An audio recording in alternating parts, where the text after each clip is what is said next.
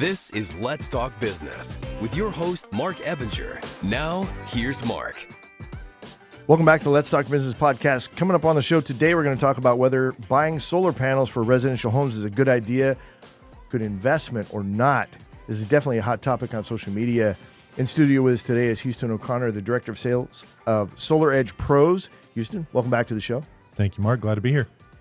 Also in studio with us today is Aden Stiles, a real estate agent with Phyllis Browning. Aden has a CPA background and leverages his accounting expertise to help clients assess real estate investment opportunities. Aden, welcome back to the show as well. Thank you for having me. Man, the clips that, the show that we did here about solar, taking, a challenging angle towards it, just blew up on social media. And Huston and I have been friends for, about a year or so, I guess. And he was like, hey, yeah, let's have a debate on it. We thought that'd be a fantastic idea. I don't know who came up with the idea. It might have been you, actually, that came up. Somebody came up with the idea about having a debate on it. And I'm like, that's a great idea, man. So, but yeah, I'm looking forward to continuing the conversation, everybody learning a little bit more from both sides. Now I'm your host, Marc Ebinger, the CEO of Crucus Virtual Staffing, a company that recruits and staffs experienced overseas administrative assistants for insurance agents and attorneys.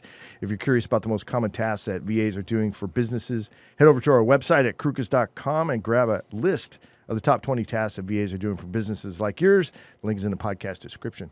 And I am your co-host, Heather Boehme. I am a certified business coach and owner of Onset Professional Development, where we focus on process mapping and optimization in a way that makes your business make sense and gives you the ability to scale with the help of others. So really passionate about that. And I actually have an exciting announcement today.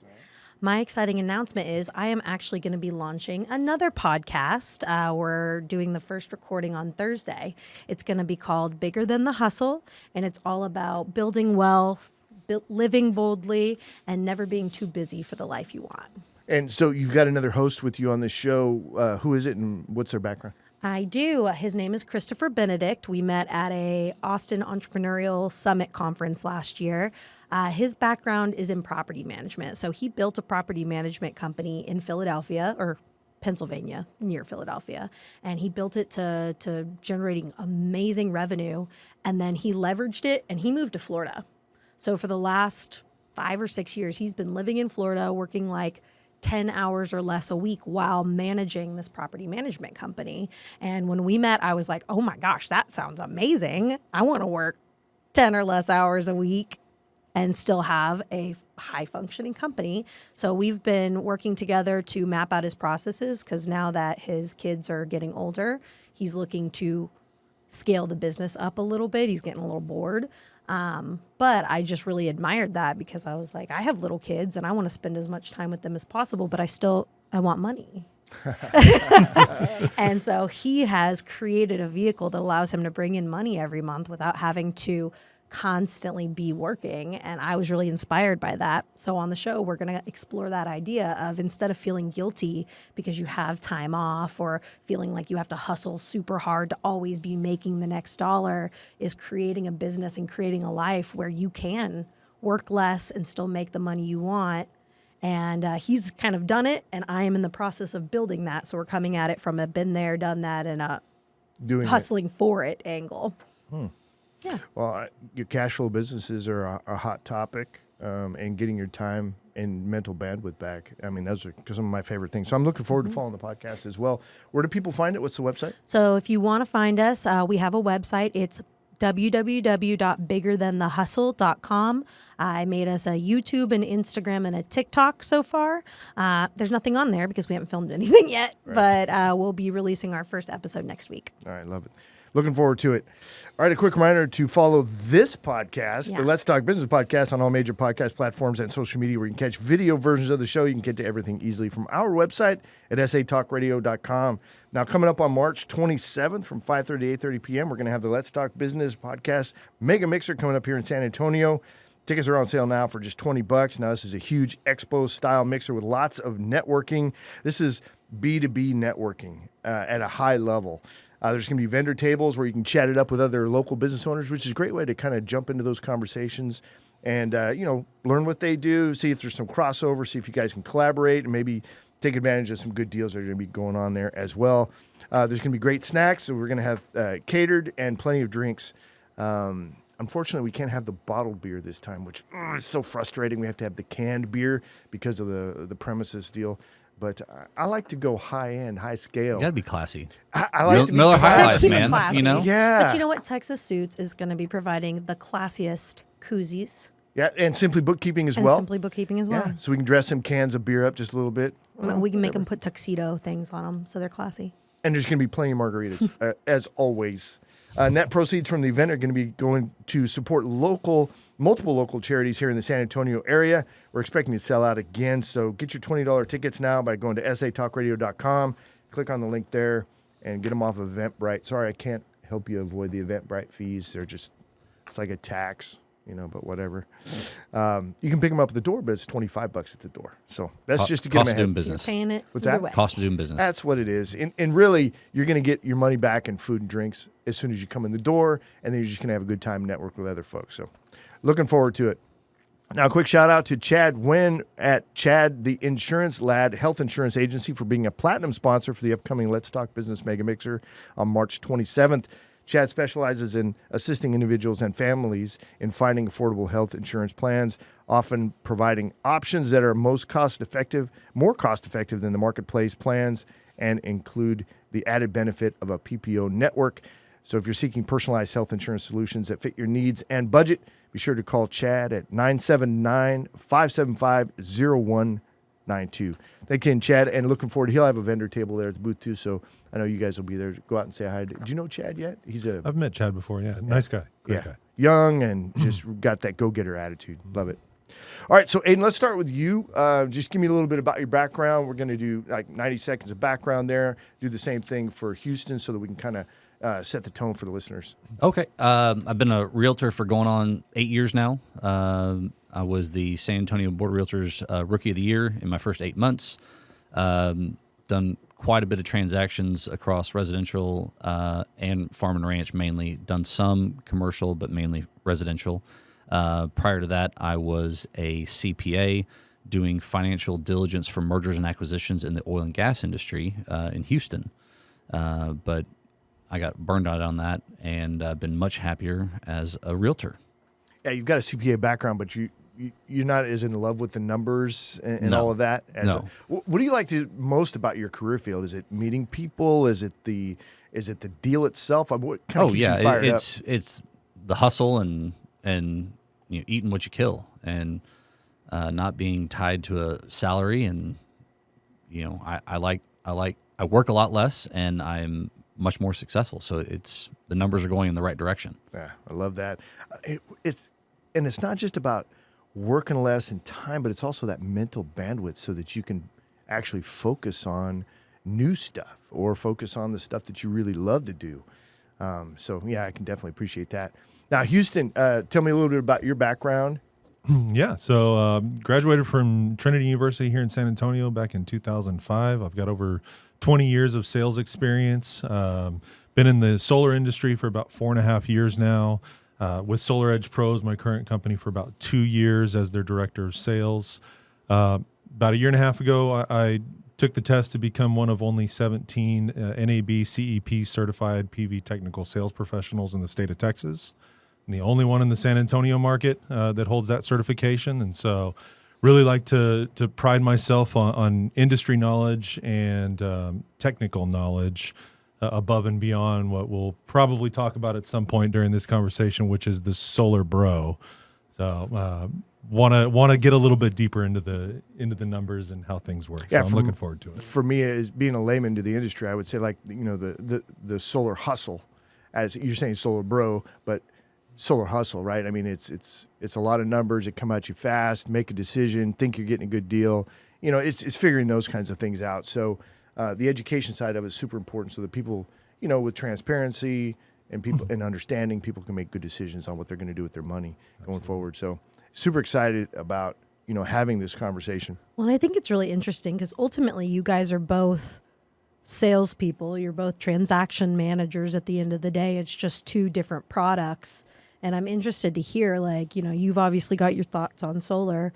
Houston, what were your thoughts when did you watch the clip? Of We'll course. set that that went up just a viral? little bit. Oh, So, okay, we're talking about that later. yeah, no. interested. That's a perfect question. I just want to set it up a little bit for the folks who maybe haven't seen it. But if you haven't seen the other episode, go listen to it on podcast or catch it on YouTube.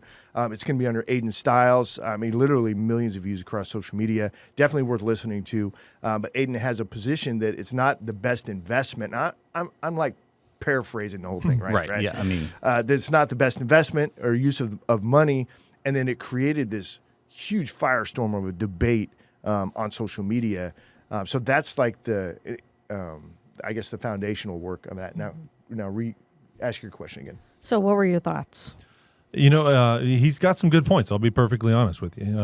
There's a lot of misconceptions in the realtor industry in particular.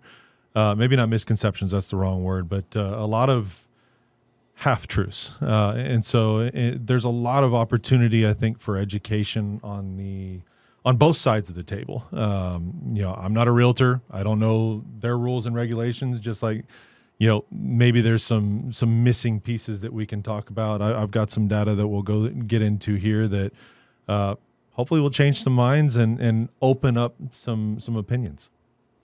Well, when you saw it, what was your initial reaction? Were you like, this fucking guy doesn't know what he's talking about? Or was it like, no, he's got some valid points and, I'd like to have a discussion. What was your initial reaction? I would be lying if I said it was the first time I've heard a realtor say that. Just because I talked to a number of realtors. Realtors in a lot of cases are our number one referral partners. And so it's always fun to have the conversation, kind of see where they're coming from and some of the headaches that can come with selling a home or helping someone buy a home with solar, and hopefully providing some of the opportunities and ways that you can accomplish getting that done to where it makes sense for everybody. So real quick, I want to see too, because you said the solar bro, and it makes me think of the finance bro. And when I think finance bro, I think Wolf of Wall Street. Like, we're selling penny stocks. We don't care if grandma loses her investment portfolio. We just want to make the money, burn it, go. Tell me what a solar bro is and how do they contribute to that reputation? I think you pretty much just described it. It's the guy that goes into the house, doesn't care about what's really going on there, is not providing very much education. They're just providing the surface level, here, sign on the dotted line type thing, and painting a rosy picture that the homeowner looks at and agrees with, but doesn't really know what they got into. And so the Wolf of Wall Street is a great analogy there. And unfortunately, the solar industry has kind of been the Wild West over the last few years. And, the reality is that there is a potential to make very good money on just one or two sales. And even if you don't know very much, you probably still know more than the homeowner that you're speaking with. And so trying to change that industry, the industry is changing. We see what's happening in other areas. There are multiple states now where you have to actually have a license to sell solar. Most of our lenders are doing some sort of background verification and kind of checks and balances to make sure that you haven't burned them in the past and stuff like that. And so I think the industry is moving that direction to where they're going to tighten things up a little bit and make sure that we're doing first and foremost what's best for the client. Now, Aden, so I'm going to switch over to you real quick, and I want to make sure that I understand your main objections to solar, right? I don't know that we really got into the hustle or whatever, but it was more of the investment side of it. But if you would, just in your own words, what are your main objections to residential solar? I think it's a pretty broad answer, but very generally, depending upon whether you're financing them or paying for cash. And to be clear, when I mentioned the 18 to 21 year payback, I was referencing some of the crazy finance deals that I've seen. But the payback period is, I think, arguably too long to make a good financial decision for the majority of people. And panels don't add any value to your home. And in many cases, as he kind of alluded to, sometimes it can be a liability when you go to sell your home and a problem. But for the most part, very generally, I don't think they make good financial sense. See, And just to break that down a little bit further, they don't make good financial sense. So there's two ways that arguably, and at least I've heard, and we'll switch over to Houston in a second, that solar can be advantageous. Number one is that it does add value to the home from their perspective. And the other thing is, of course, the energy that it's producing, whether it's not really autonomous at this point. I mean, you're still connected to the grid. You're still doing all that. You still have to pay a certain amount for at least certain months of the year, especially here in San Antonio where we get big, summer bills. But those are the two, like, I guess, pluses when it comes to the, it being an actual value. What are your thoughts there, Houston? Is that accurate? Did I conceptualize that correctly? I think, yeah, you did a pretty good job with that. I think, actually a lot of the information I brought here is some of the information on the solar system I currently have on my house. And so I'm going to kind of use my house as a real life example of what I'm looking at and some of the numbers that we're talking about. And so the biggest value proposition for solar is creating a fixed and reliable monthly expense that doesn't increase over time. Watching the clip, one of the things that you mentioned, and I think one of the first things that I pulled out of that was you specifically said not factoring in for inflation. But that's really one of the biggest things that we're looking at in terms of a driver for why someone would choose to go solar as opposed to not. You look at what's happened just over the last 3 years with CPS. 2022, they went up 3.85%. 2024, they went up 4.25%, and they're already discussing a 5+% increase here in the very near future. And so you're talking about 10% or 10+% over the last three exactly. years or so. And so for someone like myself who bought their solar system before that first increase went into effect, my rates haven't gone up. And there are a lot of things that I've done kind of with the way that I set up and structured my loan. Couple things that I would do differently now that I've been in the industry a little bit longer. That was literally the first contract I ever signed was my personal house. Kind of put your money where your mouth is type thing, right? I took out one of the long-term low interest rate loans that most solar companies kind of advertise as their bread and butter, right? Super attractive interest rate, a 20-year loan at 1.48%. What I know now and what I understand about the solar lending industry in particular, you mentioned this earlier, interest rates are not credit-based. The solar loans are basically a yes or no. The decision as far as interest rate really comes down to balancing total amount financed up front versus how much you're going to pay in interest over time. And so, I'm typically offering a slightly higher interest rate loan that has a smaller principal balance so that if you do go to sell, it's an easier process to sell. Typically, the payments are almost the same, very little difference in the payment.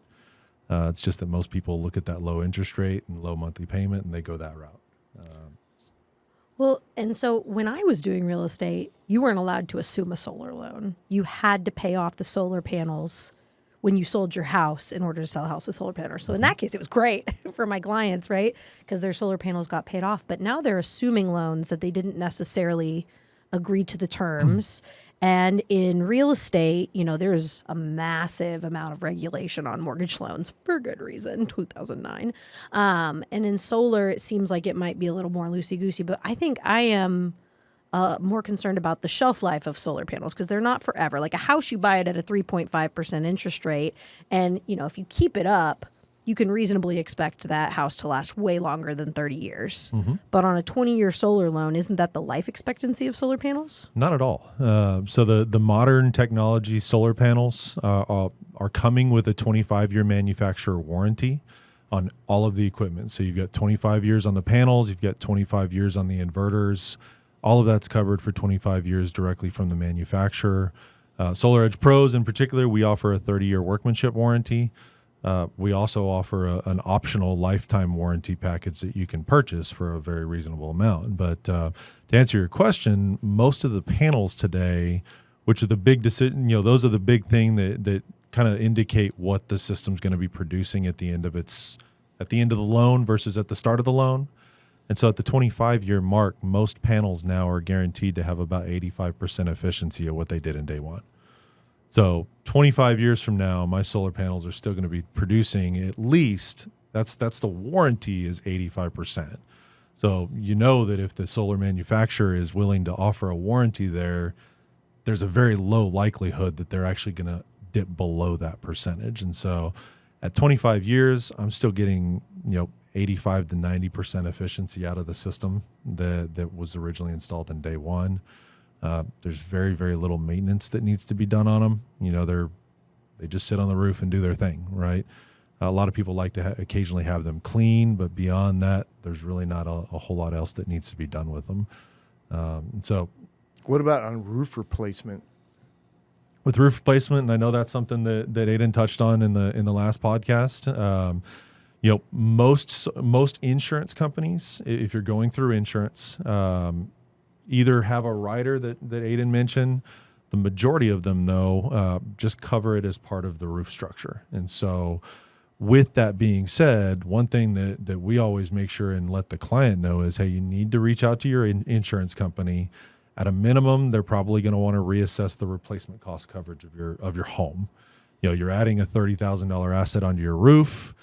You don't want to be underinsured for that. A couple companies have started offering riders specifically for solar, detach, and reset, but most of them are not doing that at the moment. But that's going to be an additional cost, a monthly cost on the insurance premium is going to go up a little bit more. Potentially. I mean, replacement cost coverage is pretty inexpensive in the big scheme of things when it comes to insurance. You're talking about a couple bucks a month. Okay. Yeah. Aden, does your experience in the oil and gas industry, I know you were a CPA, so you were the numbers guy, but you probably got a deeper look than most of us get. My experience with the oil and gas industry is pull up to gas station, put my card in, get gas. Does that have any impact on your solar panel opinions as it relates to real estate? Not particularly, no. No, he's a numbers guy. It's like either it makes sense on the investment side or it doesn't, and what complications come with it. I mean, that's what I remember. So what are your thoughts on the discussion so far? Yeah, I mean, nothing. All seems to be pretty reasonable here. Like I said, I think my big beef, if you will, with panels is that, the value that they don't add to homes, and then that they don't really make a great return over time. So let's dig into they don't add value to the home. So break that down a little bit, because there's different ways to add value to the home. Are you talking about the appraised value? I'm talking all sorts of ways. Okay. There's I think it was a Wall Street Journal article that came out that a lot of people like to reference that mentions that panels add 4% value to your home. And I can disagree with that very vehemently with anecdotal and empirical evidence. And the main thing is that an appraiser assigns zero value to panels when valuing a home. So if you get your home appraised on Monday, you put $50,000 of panels on it on Tuesday and bring that appraiser back out on Wednesday, you're going to get the same opinion of value.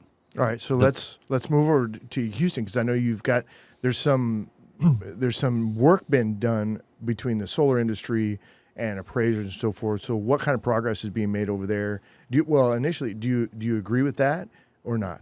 So the unfortunate truth is most appraisers look up there and all they see is glass on a roof, and they have no idea what it is, how long it's been there, what it's producing. And so therefore they typically don't add much, if any, value to the system. So what's being done to change that? So what's changing, and a lot of what I brought here, I don't know if you've ever heard of a company called Pearl Certification. No. They have worked with the National Association of Realtors, with the Department of Energy, and a number of other companies and resources to put together a resource for realtors in particular and homeowners to gain value out of the solar system. And essentially what I did, I had them do a mock-up on my house to provide that value. There's a couple of things that they provide when a realtor does this. And it's very inexpensive. I think it costs about $200 for a home.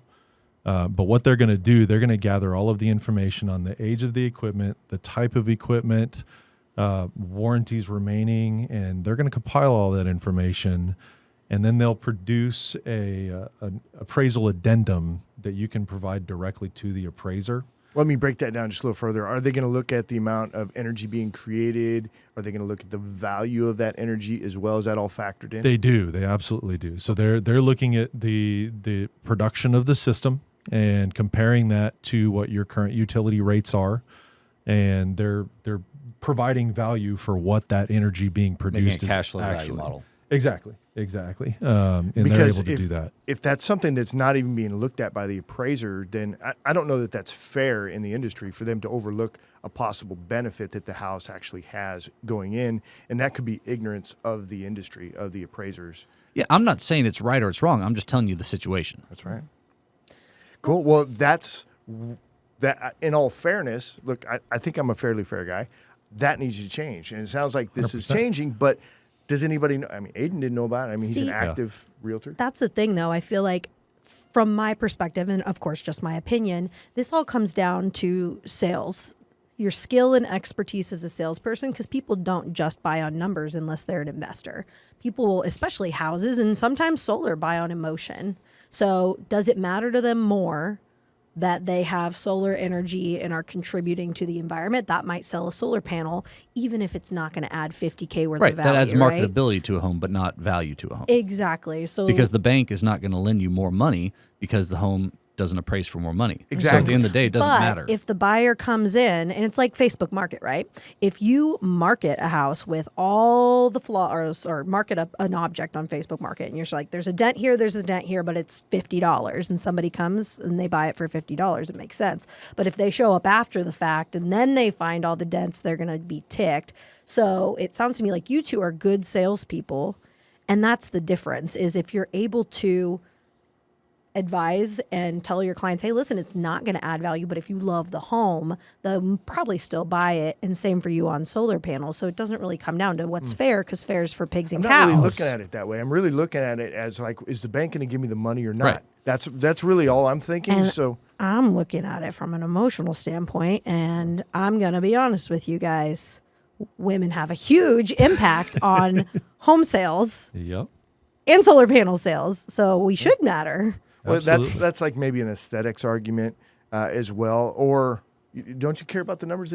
What's my energy going to bill? Wouldn't that be a question you would ask? I care a little bit, but like for me, I know one day I'm going to get solar panels, but I'm going to build them into the construction loan of my home, because I don't want to be paying whatevers.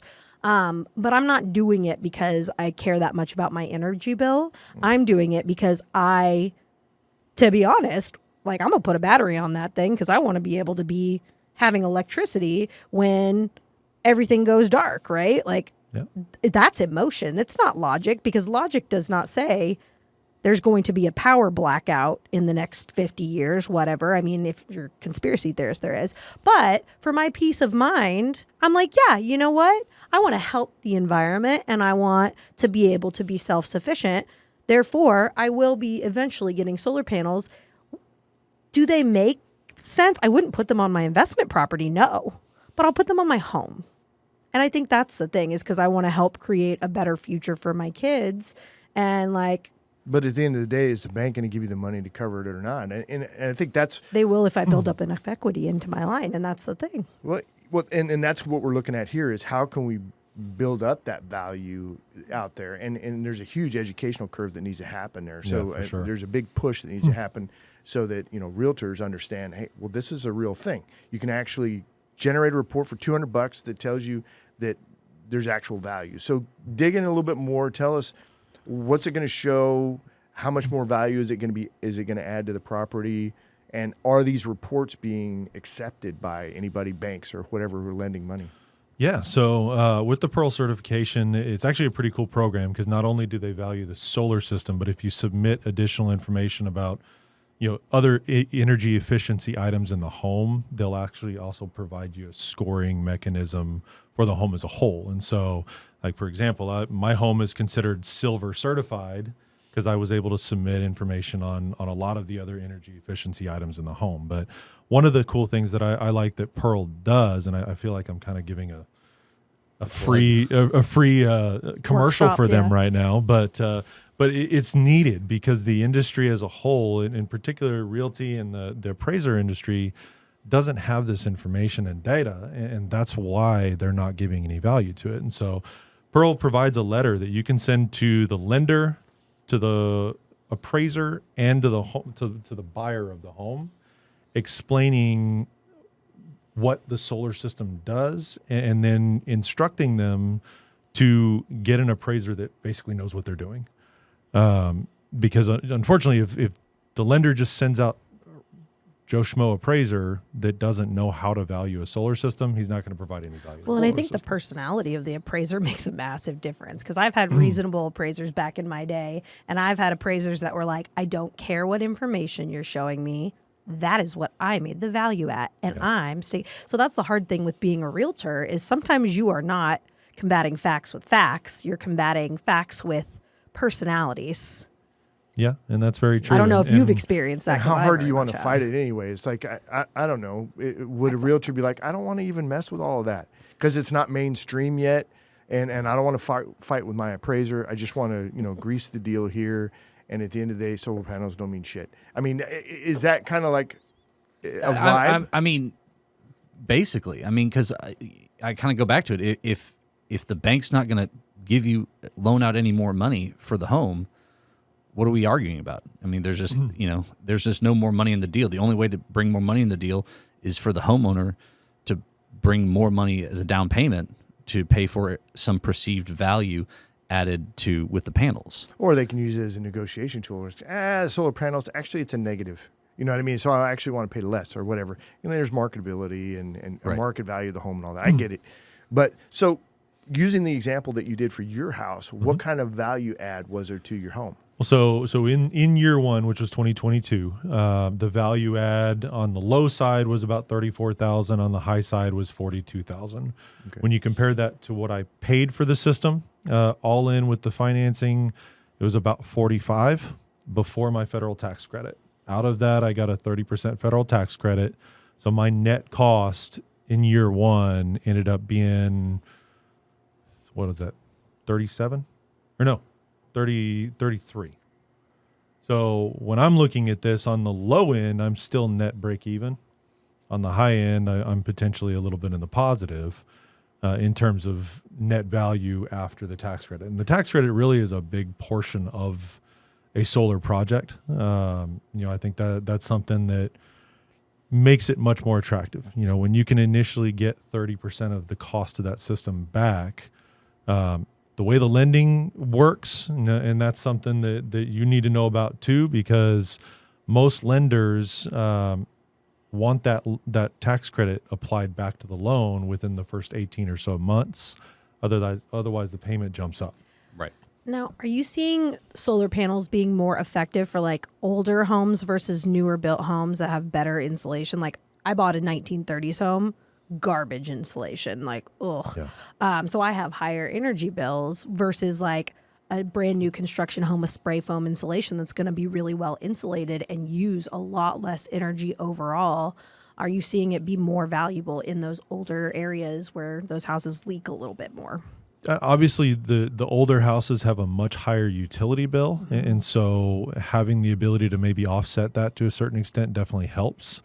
The flip side of that and the challenge there is that because the utility bill is very high, a lot of times those older homes are a little bit smaller, don't have as much roof space, and so it's a matter of how much can we put on there. The other thing you got to factor in is when you're looking at it as from a new build standpoint, all that means is it's just a smaller system. So you're spending less money, fewer panels, in order to accomplish the goal, which is reducing or eliminating your utility bill. I wanted to go back around to the Pearl. And do you have examples of where a lender is accepting or an appraiser is accepting that information, and it actually was a positive? I wish I did. I know I've helped a couple people sell homes, and I've suggested this as an option. Realtor friends and stuff like that, where they're looking for ways to do what we're talking about, which is gain the value that they need from the system. I know they've sold the homes. I don't know specifically what the what the result of the Pearl certification did for them in terms of the appraised value. Well, that's hard because you're going to run into realtors who don't want to deal with it. Yeah. And people are resistant to change. Yeah, and especially if you don't want to be fighting with the appraiser, which I might be a little bit combative in that I always wanted to fight with the appraisers. If they got over, I was like, oh no, I'm right, you're wrong. But changing an entire industry, especially like real estate and appraisers, like things are changing so fast in that industry, at least. I mean, with the NAR settlements and everything regulation-wise, I can imagine this being kind of an uphill battle unless Pearl directly gets involved and starts like going in and making more concentrated efforts to lobby with appraisers for their justification. I think kind of along those lines, one thing that I always do recommend to, one of my past clients who's called me up and says, Houston, I'm thinking about selling the house. Step number one is find a green certified realtor. So the National Realty Board does offer a green certification, and find someone who's taken the time to go through that green certification, because that's the client, that's the one that's going to fight for you. Okay, so they're going to have those processes in place. They're going to help come up with a good sales pitch and a number that incorporates the efficiency of the house. How much does that matter in your world, Aden? Well, again, I kind of just go back to it. If it doesn't appraise, it doesn't appraise. I can certainly see and appreciate what you're doing here, and because look, I'm incentivized as a realtor. I want to sell a home for as much as possible. If I could add $40,000 of value to a home because it has panels on it, you better believe I'm going to, hustle as much as I can to get it done. But in practice, we're just not there yet, and we know that, even especially just right now, if panels really added, again, a lot of people like to say 4% of value, whatever. If homes really added 4% of value or panels really added 4% of value to a home, everybody would be slapping panels on their home before they sell their house. And, and that's just not the case. And so, until banks start opening up the purse strings for panels, there's not going to be a lot of movement here on adding value to a home. So, got it. Adding value to the home.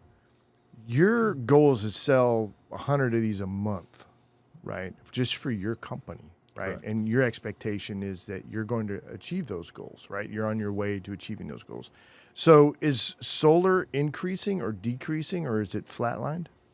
It's increasing quite significantly. Why do you in think fact, that is, given the current discussion about value? What's the real motivator to get solar panels on a home? I think especially in Texas, the motivator, really since the winter storm, kind of kicked off a steamrolling effect where utility companies have been going through and putting out, in some cases, pretty significant rate increases. Those of us in San Antonio haven't seen it quite as much as those in other parts of Texas where utility rates have essentially doubled. But the last 2 years running, Texas has been the number one adapter of solar in the country, even above states like California, Florida. So they're fighting the increase in the energy rates. Absolutely. Yeah. That's really what it comes down to, is that, for me, I look at solar as a hedge against inflation. That's a good way to say it. I have a fixed monthly expense. I know what my bill is going to be every month. I showed you my bill earlier. I pay CPS. I literally pay CPS 4 months out of the year, and it's never more than $50. And so I know what my solar loan is. My solar loan's about $240, which seems a little bit high, but that's because I took that $11,000 tax credit that I got, and I built a 450 square foot deck on the back of my house. So I put more value into the home. Deck will add value. And that, the difference in the monthly payment, it would have gone down to like $150, $160. So for $60 a month, I've got a nice functional living space in the backyard on top of it. And so doing something like that with that extra money and just understanding that that's where my payment's going to go. I get it, but that's kind of the way I'm looking at it, is just keeping things at a fixed rate, CPS can decide to do whatever they want to do, and it's going to have minimal effect on my pocketbook at the end of the day. And Aden, so when you posted this stuff on social media, your main objection was, tell me what your main objection was to solar, and then tell me about the responses that you were getting back. So very generally, when looking at these as a cash purchase rather than financing, because financing makes it a little bit more challenging, but if you're looking at just a basic cash purchase and comparing what you're going to save monthly versus what you could, the opportunity cost of investing that money, the graphs don't intersect. Right now, an average bill in San Antonio is somewhere between $150 and $200 a month. Mm-hmm.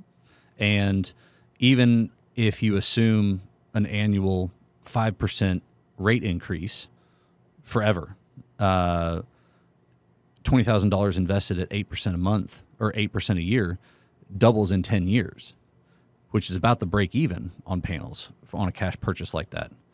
And so you can double your money in 10 years, or you can break even on your panels. And I mean, I don't see that math working out, because we know that according to NAR, the average San Antonio resident moves once in 8 years. With a 3-year standard deviation, that's 11 years. So we got 75% of the population is moving at least once every 11 years. And we know that the majority of the people that are putting panels on are not putting them on day one. They're putting it because they just paid a boatload of money when they bought their house. They're getting the panels on in year 2, 3, 4, 5, or 6, whatever the timeline might be. So the chances that someone that put panels on in year 5 of their tenure in a home, the chances that they're going to be there for the break-even period is very low. And they're not going to get the money back. And they're certainly not going to appreciate any sort of financial benefit from that. Yeah, so just to, kind of hone that in, yours is strictly from an investment standpoint. There's all sorts of emotional impacts, that you could, then you want to live off the grid and be able to have power when the power goes. I totally get that, and I'm not trying to discount that. I'm just looking at from a purely perspective of financial. And that's the thing, though. It's so funny because I feel like you're looking at it purely financial. It's a numbers thing, but people react so emotionally even to that. Like, you got death threats from that clip, and all you said was it doesn't make financial sense to you. You didn't even say at all. It's like, to me, it doesn't. So how did you handle that backlash of just hate?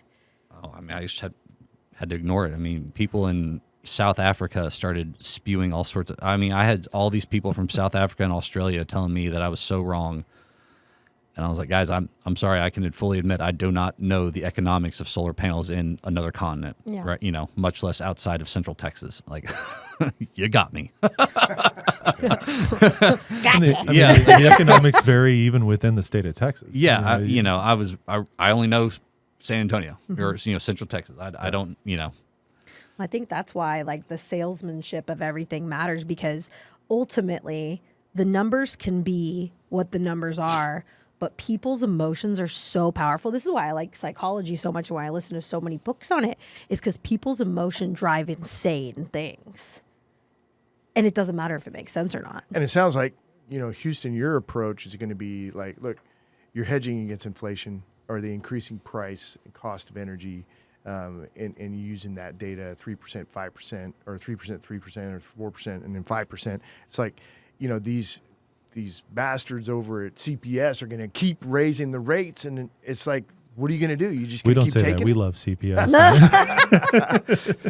CPS helps us get our job done, so we play nice with CPS. In all fairness, it's like, I don't understand the infrastructure of power, and the power goes out, and in some switches, and some people are doing stuff, and it comes back on. It's like, that's fantastic. So yeah, I'm one of those lazy consumers that sits around and gripes about it. But when costs are out of our control, inflation's out of our control, it's a little bit frustrating when that bill keeps going up every year. So I understand that side of it. And just to re-clarify, is that like your main selling point here in our area? In the San Antonio market, it's essentially a bill swap. If you're financing. Now, cash deal, I don't necessarily disagree with your argument that there are better ways to spend $20,000 that can make you more money from an investment standpoint. But if you're looking at it with the loan being factored in, typically you're looking at a bill swap that's just you maybe save a couple bucks on a monthly basis today versus what you would have paid CPS. But again, it's that fixed payment that doesn't go up over time, and that's really the big. I think plus there's only a certain percentage of the population that would have $20,000 worth of cash to throw at solar panels, and B, would know what to do with it to get double the return in 10 years, because there's way larger percentage of the population that don't have 20K, and even if they did, they wouldn't know how to invest it. And could they figure it out? Absolutely. But will they figure it out? Mm-hmm. And so when it's between, will I go figure out how to invest this money, and I could guarantee my payment being one every time, again, it comes down to the emotion. The stability of your payment not going up may outweigh the cash on cash return when you don't understand investing, you don't understand the stock market, you don't understand real estate. You just want to make sure that my energy bill doesn't go up. So, well, I'm thinking people these days are going to invest in meme coins. I mean, those are paying out really well. good. Coins? Would we rather have them invest in solar panels or meme coins? Yeah, Solar right. is That's not the a meme conversation coin. now. Is there any rug pools? I don't know if you're familiar with the terminology, but Yeah. the rug pool.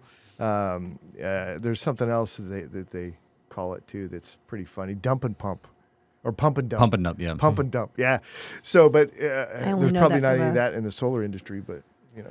I only know that term from like a baby and breastfeeding Oh, perspective. no. Yeah. You drink. This is you where pump they and drive dump. the costs up and then they sell off. And people go to prison for that kind of stuff. Then the It's SEC crazy. calls you. Yeah. No, thank you. No, I'll pass on those. Don't want those three-letter agencies chasing. Mm-hmm. Okay, so I'm going to go to each of you guys just to make sure that, you know, I mean, we're Closing almost arguments. in an hour here. But, yeah, if there's anything like you wanted to clarify, you know, about, you know, your particular position on it. I think both points are valid. There's a lot of good information I think that transpired here today, and we could probably go on for another couple hours, do a Joe Rogan 3-hour podcast. We just don't have that kind of time. But, Houston, did you have any closing thoughts? Anything else you wanted to put out there? You know, I appreciate the opportunity to be here and to have an honest and upfront conversation about it. You know, is solar for everyone? Absolutely not. I truly believe that you look at it and about 10 to 20% of the houses out there just flat don't qualify for one reason or another. And so if you're looking at it and just thinking everybody should have solar, it's not always going to be the case. Does it make sense for a lot of homeowners who are looking to minimize or have a fixed expense over a longer period of time? I think there's an argument to be made there that it does make sense.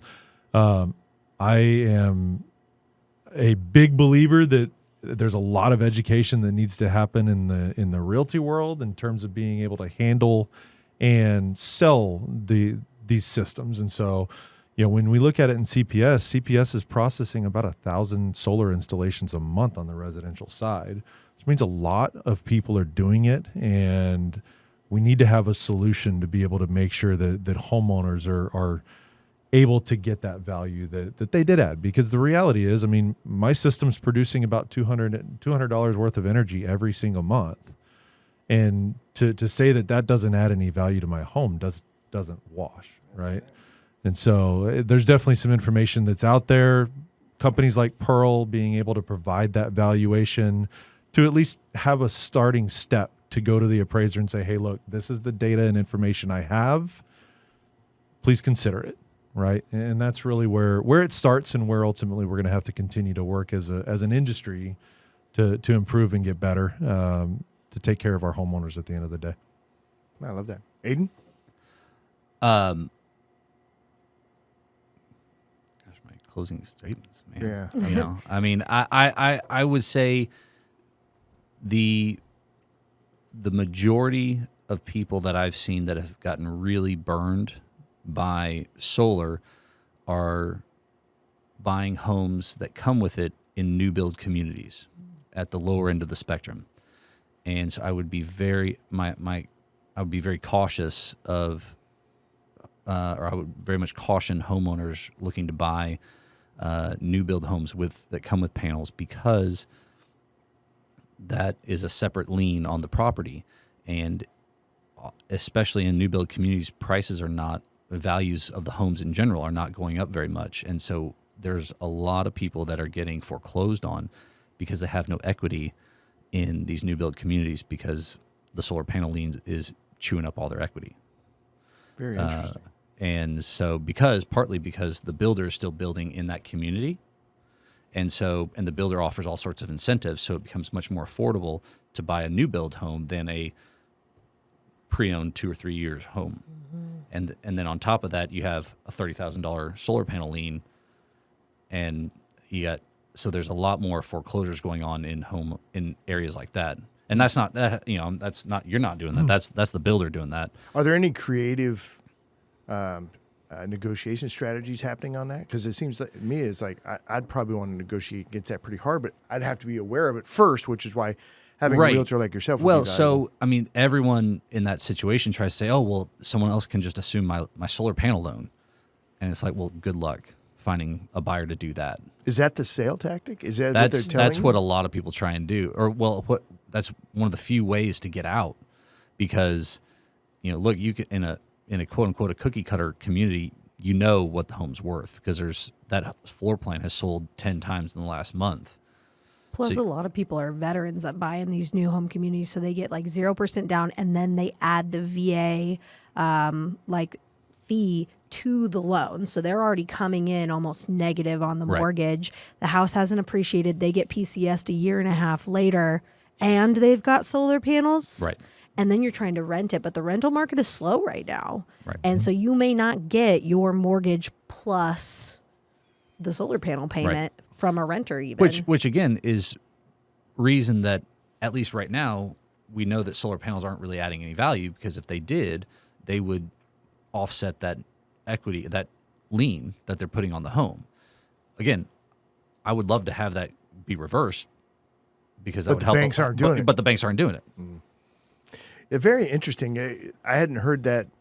I don't remember that discussion about the new home builds and all that kind of stuff, but it makes perfect sense that people could find themselves upside down. And then to Heather's point, where she's talking about PCSing people, which were a military town, now you find yourself really kind of bad because now you're $40,000, $50,000 in the hole. The other way around, on the promise of energy for the next 30 years. Just a little bit lower energy bill. And on that note, I think one thing that I train my guys on very heavily is if the homeowner's not realistically going to be in the house for 5 years or longer, this is probably not the right decision.